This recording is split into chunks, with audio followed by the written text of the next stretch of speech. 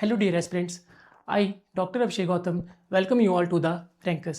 So, आज का हमारा टॉपिक एनवायरनमेंट का एक बहुत ही सब टॉपिक है, लीजिए इम्पॉर्टेंट है, लेकिन geographically protected area and biosphere reserves, जहां हम देखेंगे कि भारत में कौन कौन से प्रोटेक्टेड एरिया हैं और साथ ही बायोस्फीयर रिजर्व्स के बारे में पढ़ेंगे। तो कुछ भी शुरू करने से पहले हम जान लेते हैं कि प्रोटेक्टेड एरिया है क्या। तो एक लेमन की टर्म में प्रोटेक्टेड एरिया एक ऐसा एरिया होता है जहाँ पर हम किसी भी स्पीसीज़ को रखते हैं ताकि उसे ह्यूमन के डिस्ट्रक्शन से या मास एक्सटिंक्शन से बचाया जा सके। So according to IUCN, it is a legally recognised geographical space permanently manage to keep wildlife, plants, natural ecosystem safe from the human destruction. किसी भी स्पीसीज़ को बचाना है तो उसे हम प्रोटेक्टेड एरिया में रखते हैं। तो ये दो टाइप में डिवाइडेड है आगे। So protected area network in India is divided into two types. पहला है statutory protected area and the second one is non statutory protected. जैसा कि नाम में ही है कि स्टैट्यूटरी प्रोटेक्टेड एरिया किसी लॉ से ही बने होंगे, किसी लॉ के कारण ही इन्हें बनाया गया होगा। So by the act of parliament. So पहला एक्ट था वाइल्ड लाइफ प्रोटेक्शन एक्ट 1972, जिसमें national park, wildlife sanctuaries, tiger reserves, conservation and community reserves को बनाया गया। Second act Indian forest act 1927 के अकॉर्डिंग भारत में reserved and protected area for forest बनाए गए। The third one is biological diversity act 2002, जिसमें biodiversity heritage sites बनाई गई। सो ये किसी न किसी लीगल रूल के द्वारा बनाए गए। वहीं नॉन स्टैट्यूटरी या जिन्हें लैंडस्केप कहते हैं, ये किसी कन्वेंशन से या किसी एग्रीमेंट से बनाए जाते हैं। जैसे कि बायोस्फीयर रिजर्व्स, भारत में अभी 18 बायोस्फीयर रिजर्व प्रेजेंट है। यूनेस्को की ये पहल है MAB करके, जिसके थ्रू अलग अलग देश में बायोस्फीयर रिजर्व बनाए जाते हैं। उसी में भारत में 18 हैं। वैसे ही रामसर कन्वेंशन, हर साल रामसर साइट जुड़ती जा रही है भारत में। फिलहाल अभी 100 रामसर साइट्स हो चुकी हैं।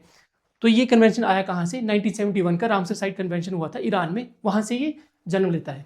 वहीं पे यूनेस्को की वर्ल्ड हेरिटेज साइट, जो कि भारत में मौजूदा 44 है।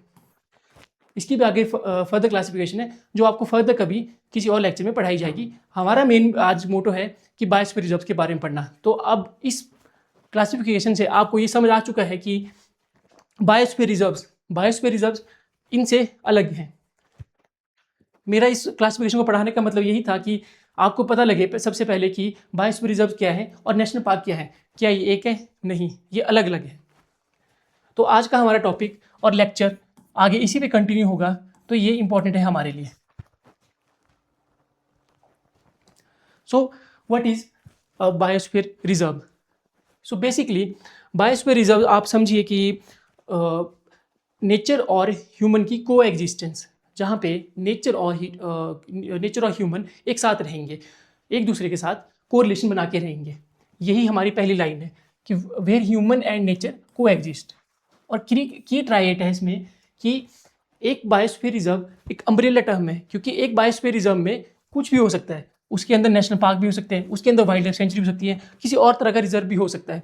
तो बायोस्फीयर रिजर्व एक बड़ी क्लासिफिकेशन है और उसके अंदर ये छोटे सब टाइप्स हैं। इसी के बीच में लोग भी रहते हैं इन एरिया के बाहर में। सो इसका ओरिजिन कहाँ से हुआ? तो सबसे पहले यूनेस्को ने 1971 में MAB प्रोग्राम स्टार्ट किया, man and biosphere reserve programme, जिसमें हर देश को एक कहा गया कि वे अपने देश में बायोस्फीयर रिजर्व्स को बनाएं। इसी फ्रेमवर्क को इंडिया ने फॉलो किया और 1986 में भारत ने अपना पहला नीलगिरी बायोस्फीयर रिजर्व कर्नाटका में बनाया। फिलहाल ये biosphere reserve ministry of environment, forest and climate change के अंडर आता है। तो आपसे पूछा जा सकता है एग्जाम में कि किसके अंडर आता है, कौन इसकी देखरेख करता है। सो ministry of environment, forest and climate change, ये एक इम्पॉर्टेंट टॉपिक है और इम्पॉर्टेंट इसका एक फैक्ट है। सो हर देश में बायोस्फीयर रिजर्व होते हैं। हर देश अपने हिसाब से, हमारे देश में 18 है, किसी देश में 19 होंगे, किसी देश में 20 होंगे। लेकिन MAB यानी कि मैन एंड बायोस्फीयर रिजर्व में कुछ ही आ पाते हैं। तो इसका क्राइटेरिया क्या है और ये कैसे बनते हैं, क्या इसमें आगे प्रोसीजर रहता है, तो हम प्रोसीजर जानने की कोशिश करते हैं। So pathway to UNESCO MAB recognition. सबसे पहले किसी देश ने अपना बायोस्फीयर रिजर्व बनाया। अब उस देश को अगर लगता है कि वे सारे अपने क्राइटेरिया मीट करते हैं जो एक MAB बनने के लिए ज़रूरी हैं, तो ये क्या करते हैं, नेशनल आइडेंटिफिकेशन एंड रिव्यू और इकोलॉजिकल क्राइटेरिया मीट करने पर सबमिशन करते हैं to the UNESCO of secretariat. UNESCO की सेक्रेटरीट को आगे फर्दर फॉरवर्ड करेंगे। आगे सेक्रेटरीट इसे वेरीफाई करती है और चेक करती है सारी कंप्लीटनेस। इसके बाद ये इंपॉर्टेंट हो जाता है हमारे लिए कि कौन सी कमेटी इसे फाइनल करती है। So MAB ICC decision body, ICC international coordinating council make the final decision कि कौन सी साइट MAB बनेगी और कौन से बायोस्फीयर नॉन MAB रहेगा। Once the approval is given, तो official notification done by the director general of UNESCO notify the country कि इस देश के पास यूनेस्को का MAB एक्रेडिटेशन आ चुका है। तो भारत में रिसेंटली अभी 13वां MAB हमें मिला है, जो है कोल्ड डेजर्ट, जो कि हिमाचल प्रदेश में स्थित है। इसमें एक इम्पॉर्टेंट फैक्ट है कि जिस भी देश के बायोस्फीयर रिजर्व को MAB की क्लासिफिकेशन मिल जाती है वो परमानेंट नहीं है। हमें याद रखना है कि वो परमानेंट नहीं होती है, क्योंकि क्राइटेरिया मीट नहीं होता है। कई बार हमें आज मिल जाता है क्राइटेरिया, कई बार हम आज एक्रेडिटेशन ले लेते हैं, लेकिन हम उस क्राइटेरिया को फर्दर लॉन्ग मीट नहीं कर पाते हैं। तो ये हर 10 साल में रिवाइज होता रहता है कि इसके ऑब्जेक्टिव मीट हो रहे हैं या नहीं हो रहे हैं। सो ये डिफरेंट साइट्स हैं जो मैपिंग के थ्रू हम जानने की कोशिश करेंगे अगले 10-15 मिनट में कि भारत में कौन कौन से बायोस्फीयर रिजर्व्स हैं और कहाँ स्थित हैं और इनके अंदर कौन कौन सी कैरेक्टरिस्टिक्स आती हैं जो हमें हमारे पेपर के लिए इंपॉर्टेंट है। तो सबसे पहले और सबसे ऊपर नॉर्थ में कोल्ड डेजर्ट, जो कि हिमाचल प्रदेश में स्थित है। दूसरा नंदा देवी, जो कि उत्तराखंड में स्थित है। अब उसी से यहाँ नॉर्थ से चलते हुए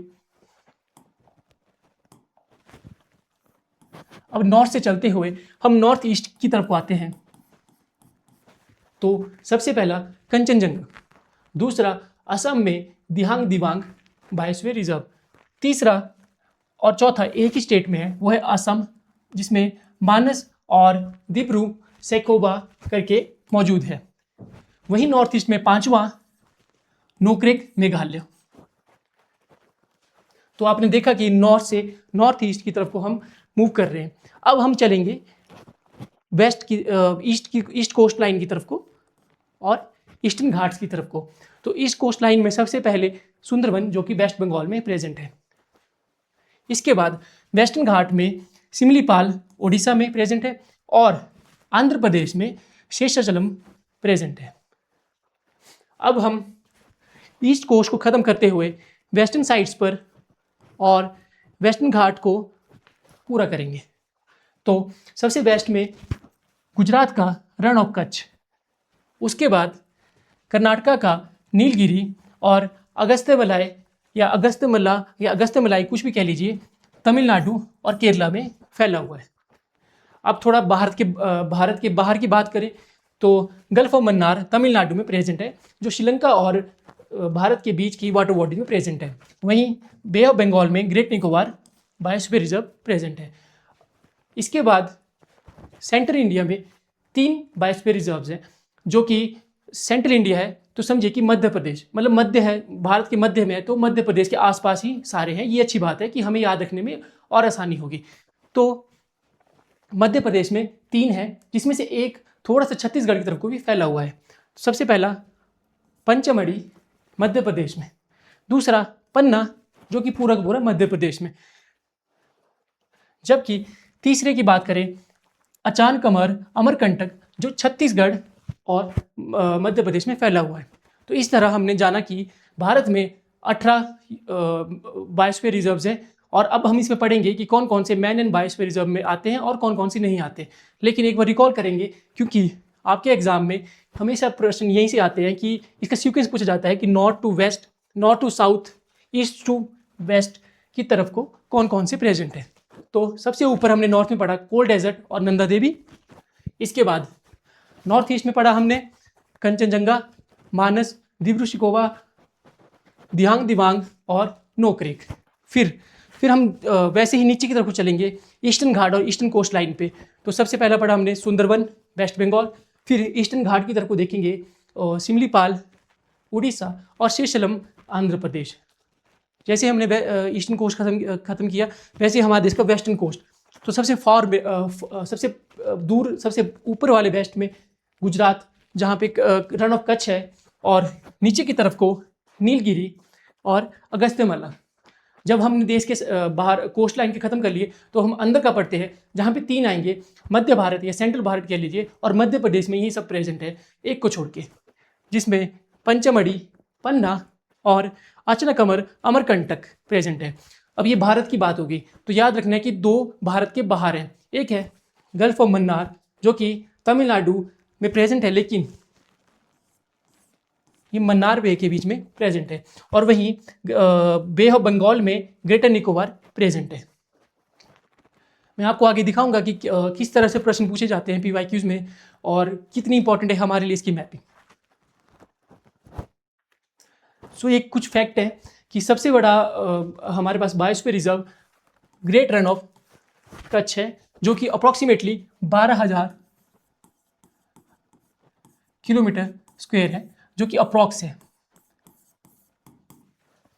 वहीं सबसे छोटा डिब्रू सैखोवा जो कि असम में प्रेजेंट है। और सबसे पहला जो कि हमने पढ़ा, क्योंकि जब भारत ने यूनेस्को के वर्ल्ड हेरिटेज साइट को अप्रूवल दिया तो सबसे पहला 1986 में नीलगिरी का, जो कि कर्नाटका में प्रेजेंट है, बनाया गया।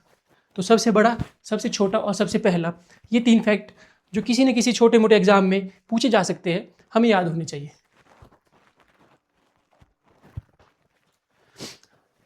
सो आइए चलते हैं, अब सभी क्लासिफिकेशन के बारे में पढ़ते हैं, और ये पढ़ते हैं कि कौन से मैन एंड बायोस्फीयर रिजर्व में आते हैं और कौन से नॉन मैन बायोस्फीयर रिजर्व में आते हैं। साथ ही इनको रीजन वाइज पढ़ेंगे और अब इनकी कैरेक्टरिस्टिक को याद रखेंगे। Status locational classification. तो सबसे पहले यूनेस्को के MAB नेटवर्क, यानी कि मैन एंड बायोस्फीयर नेटवर्क में 13 साइट्स हैं।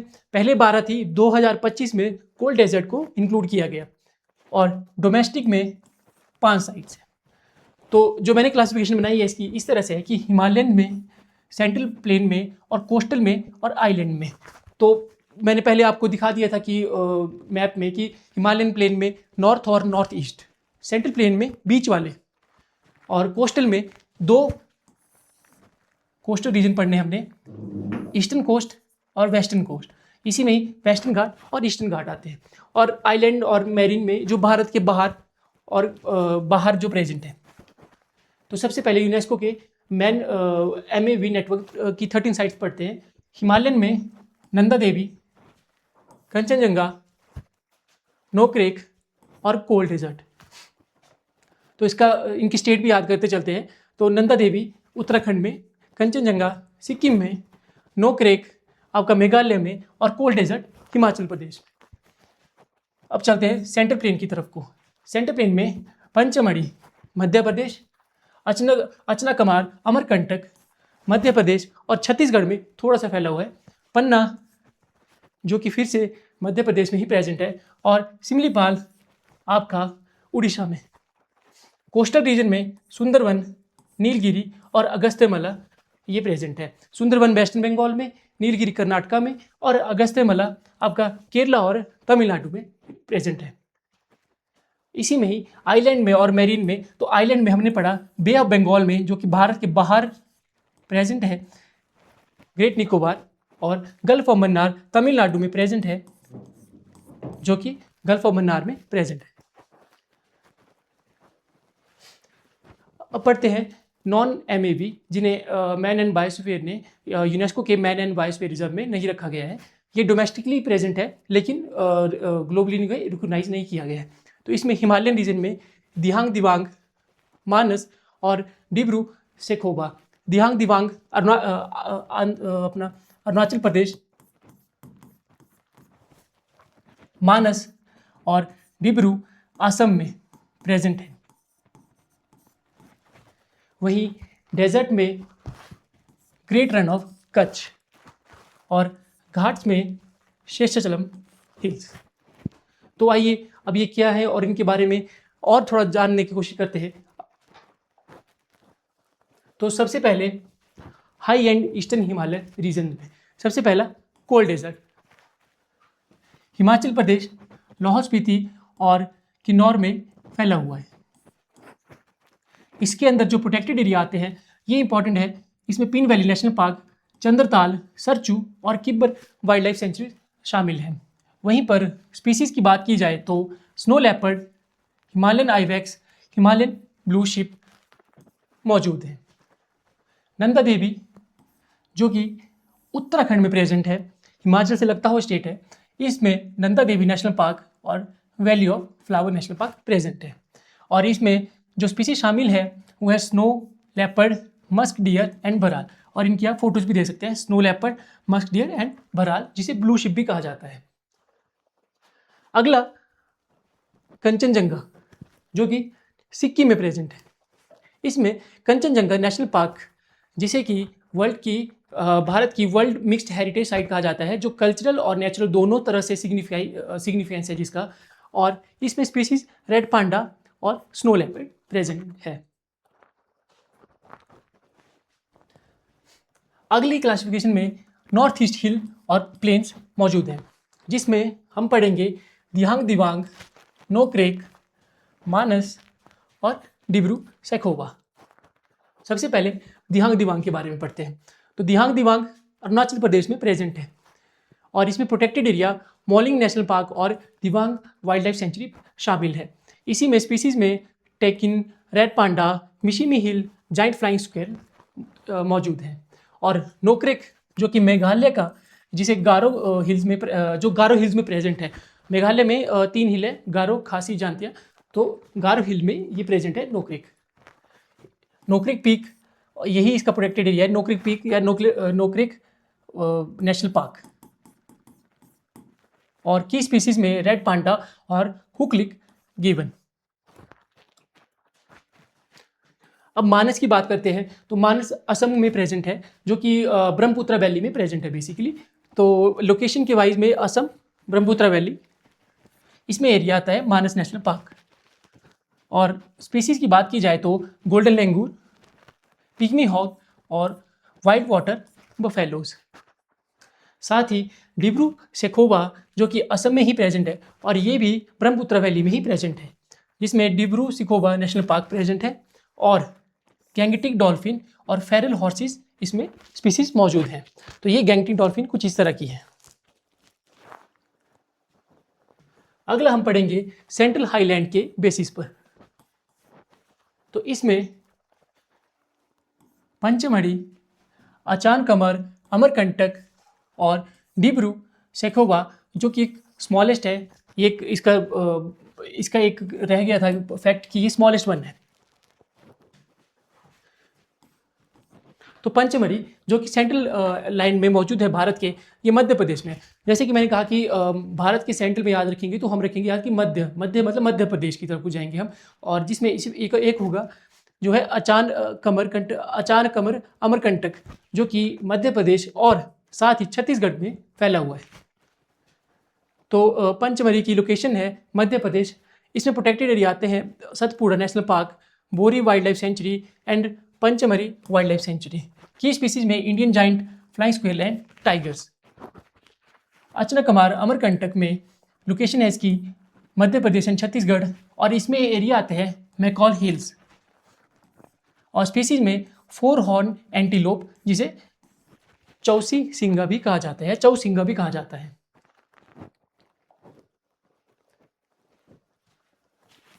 अगला हम पढ़ेंगे कोस्ट और घाट के बेसिस पर। तो इसमें सबसे पहला सुंदरवन का वाइल्ड लाइफ, सुंदरवन का बायोस्फीयर रिजर्व, जो कि वेस्ट बंगाल में प्रेजेंट है। तो सुंदरवन में इसमें क्या कौन कौन से प्रोटेक्टेड एरिया आते हैं? तो सुंदरवन नेशनल पार्क और सज्जन खाली, या जिसे हल्दियन वाइल्ड लाइफ सेंचुरी भी कहा जाता है। समीपाल उड़ीसा ईस्टर्न की तरफ को है, तो समीपाल टाइगर रिजर्व और हथगरा वाइल्ड लाइफ सेंचुरी। और इसमें स्पीसीज टाइगर और एलिफेंट। शेषाचलम आंध्र प्रदेश में जो कि ईस्टर्न घाट में मौजूद है और इसमें श्री वेंकटेश्वर नेशनल पार्क मौजूद है। स्पीसीज में सैलेंडर लॉरिस और रेड सेंडर, जिसे लाल चंदन भी कहा जाता है। नीलगिरी तमिलनाडु, केरला और कर्नाटक में फैला हुआ है। तो इसमें Mudumalai, Nagarhole, Bandipur, Silent valley national park और वायनाड वाइल्ड लाइफ सेंचुरी मौजूद है। ये काफ़ी बड़े बड़े नाम हैं, तो ये हमें इंपॉर्टेंट लगते हैं क्योंकि पेपर में यहीं से ही पूछा गया है, PYQs में भी, नीलगिरी और अगस्त्यमलई से ही। इसमें स्पीसीज आती है लॉइन टेल्ड मैकोंग और नीलगिरी ताहर। अगस्त्यमलई केरला और तमिलनाडु में मौजूद है, जिसमें सेंद्रुदुर्नी, पेम्पारा, नेयार जैसी वाइल्ड लाइफ सेंचुरी प्रेजेंट है और स्पीसीज में नीलगिरी ताहर, एशियन एलिफेंट मौजूद है। अब ये बात करते हैं हम मैरीन के बेसिस पे, आइलैंड पे और एरिड एक्सट्रीम्स के बेसिस पर। सो मैरीन में जैसे मैंने बताया कि 2 भारत के बाहर है, तो एक है मैरीन के बेसिस पे जो रहेगा गल्फ ऑफ मन्नार, दूसरा है भारत के बाहर जो है आइलैंड, सो ग्रेटर निकोबार, और तीसरा जो कि बहुत ही एक्सट्रीम कंडीशन में मौजूद है, इसका नाम है great Rann of Kutch, which is the largest one. So gulf of Mannar location Tamil Nadu है, तो ये सी में, लेकिन तमिलनाडु की ज्यूरिडिक्शन में आता है। वहीं नेस्टेड एरिया इसमें gulf of Mannar marine national park. इसमें जो की स्पीसीज है वो है ड्यूगोंग, जिसे सी काऊ कहा जाता है, और ओलिवे रिडले टर्टल। ड्यूगोंग हाल ही में न्यूज़ में भी था। कारण ये था कि इसके लिए अभी कंजर्वेशन एरिया बनाया गया है वहीं पर ही, इसी एरिया में, तो ये काफ़ी ज़्यादा न्यूज़ में था। इसके अलावा ग्रेट निकोबार, ग्रेट निकोबार अंडमान निकोबार में प्रेजेंट है, बे ऑफ बंगाल, और इसके अंदर प्रोटेक्टेड एरिया में कैम्बल वे नेशनल पार्क और ग्लाथिया वे नेशनल पार्क मौजूद है। की स्पीसीज में सॉल्ट वाटर क्रोकोडाइल और ड्यूगोंग, यही सी काऊ। अगला हमारा Great Rann of Kutch, which is the largest one. So ये गुजरात में प्रेजेंट है, कच्छ डेजर्ट में। Kutch desert sanctuary, Indian wild ass sanctuary, बहुत ही इंपॉर्टेंट टॉपिक है और ये बहुत ही इंपॉर्टेंट पॉइंट है, क्योंकि ये बहुत सारे PYQs में देखा गया है कि इकलौती भारत की इंडियन वाइल्ड एश सेंचुरी है जहाँ पे जंगली गधे पाए जाते हैं, और ये सिर्फ एक ही जगह है, वो है कच्छ में। की species Indian wild ass and great Indian bustard. So फिर से रिकैप्चुलेट करते हैं इन सभी को, और हमारे लिए मेन आज का जो टॉपिक था और मेन जो हमारा सीखने वाला था यही था कि हमें पता होना चाहिए कि ये कौन से स्टेट में है, इनका सीक्वेंस क्या है, नॉर्थ टू साउथ क्या है, ईस्ट टू वेस्ट क्या है, हमें पता होना चाहिए। तो सबसे ऊपर नॉर्थ ईस्ट, साउथ और वेस्ट। तो आप खुद याद कीजिए कि सबसे नॉर्थ में क्या पढ़ा हमने, वो था कोल्ड डेजर्ट और नंदा देवी हिमाचल प्रदेश और नंदा देवी उत्तराखंड में, कंचनजंगा सिक्किम में, फिर उससे अगला स्टेट अरुणाचल प्रदेश जिसपे दिहांग और दिवांग बायोस्फीयर रिजर्व प्रेजेंट है, और असम की वैली में जैसे ही हम आते हैं ब्रह्मपुत्र वैली में मानस और दिब्रू सैखोवा प्रेजेंट है, और मेघालय की गारो हिल्स में नोक्रेक प्रेजेंट है। अब हम भारत के ईस्टर्न कोस्ट की तरफ को या इसके बाद ईस्टर्न घाट की तरफ को चलेंगे, इसमें 3 आते हैं। ईस्टर्न कोस्ट की तरफ को सुंदरबन जो कि वेस्ट बंगाल में प्रेजेंट है, ईस्टर्न घाट की तरफ को सिमलीपाल उड़ीसा और शेषलम आंध्र प्रदेश में प्रेजेंट है। साथ ही अब हम वेस्टर्न कोस्ट की तरफ को चलेंगे, इसमें भी 3 आएंगे। सबसे वेस्ट में Kutch, run of Kutch, which is a largest one, और दूसरे पर नीलगिरी जो कि भारत का सबसे पहला था, तो कर्नाटक में प्रेजेंट है, और तीसरा अगस्त्यमाला या अगस्त्यमलई जो कि तमिलनाडु और केरला में मौजूद है। अब भारत के बाहर 2 थे, एक पढ़ा हमने गल्फ ऑफ मन्नार और एक पढ़ा आइलैंड जिसका नाम था ग्रेट निकोबार आइलैंड। अब भारत के बीच में तीन पढ़े हमने, यानी कि सेंट्रल इंडिया। तो सेंट्रल इंडिया में 3 हैं, पंचमढ़ी, पन्ना और अचनाकमार, अमरकंटक। जो कि थोड़ा सा छत्तीसगढ़ की तरफ फैला हुआ है। तो हमने जो आज सीखा और जो आज हमने पढ़ा बायोस्फीयर रिजर्व के बारे में, आई होप कि आपको समझ आया होगा। और अब इसके बेसिस पे देखते हैं कि PYQ किस तरह से पूछे गए यूपीएससी में। ये 2019 का यूपीएससी है, जिसमें पूछा गया कि अगस्त्य मल्ला बायोस्फीयर रिजर्व में कौन से इंक्लूडेड हैं। So Neyyar, Peppara, Shendurney wildlife sanctuary and Kalakad Mundanthurai tiger reserve. Sathyamangalam हमने इसमें नहीं पढ़ा। सत्यमंगलम अगर आप याद करने की कोशिश करेंगे तो यहाँ देखेंगे आप साइलेंट वैली नेशनल पार्क, और ये सिंधुरई, पेपारा और नेयारा ये इसी में ही प्रेजेंट है। तो इसका आंसर होगा A. Consider the following pairs. Nokrek wildlife biosphere reserve Garo hills पे, जो कि हमने पढ़ा। लोकटक लेक ब्राइल रेंज में। हालांकि ये दोनों ऑप्शन आपकी मैपिंग से और आपकी जियोग्राफी की नॉलेज से ही निकलते, लेकिन मुझे पता है कि मेरा पहला सही है। और लोकटक लेक जो कि मणिपुर में प्रेजेंट है, और ब्राइल रेंज असम में प्रेजेंट है, तो ये यहीं गलत हो जाता।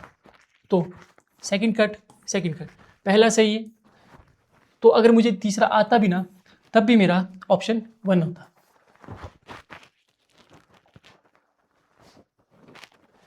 ये जिस तरह से यूपीएससी और एचएस हाल ही में इस ट्रेंड को फॉलो कर रहे हैं, जिसमें आपको सीक्वेंस दिया जाता है कि नॉर्थ टू साउथ या ईस्ट टू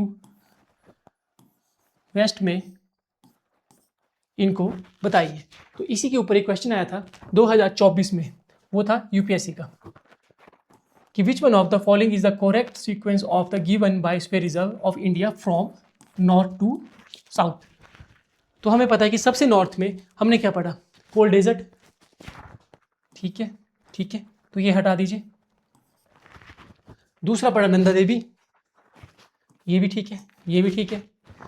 तीसरा बोल रहे हैं कि नोकरेक, जो कि मेघालय में है, यहाँ पर। और ये कह रहा है कि सिमलीपाल कहाँ है, यहाँ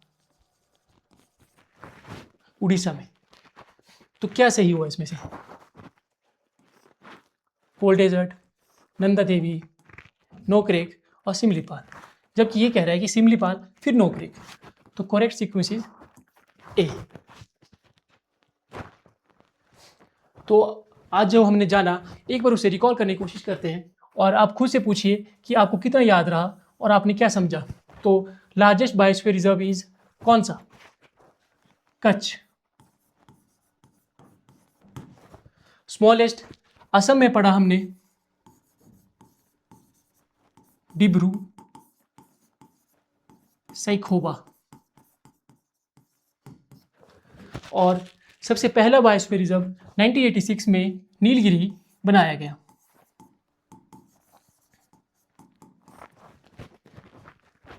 सेकंड, कोल्ड डेजर्ट की लोकेशन कौन से स्टेट में है, हिमाचल प्रदेश।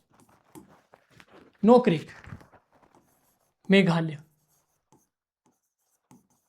गारो हिल पर मौजूद है।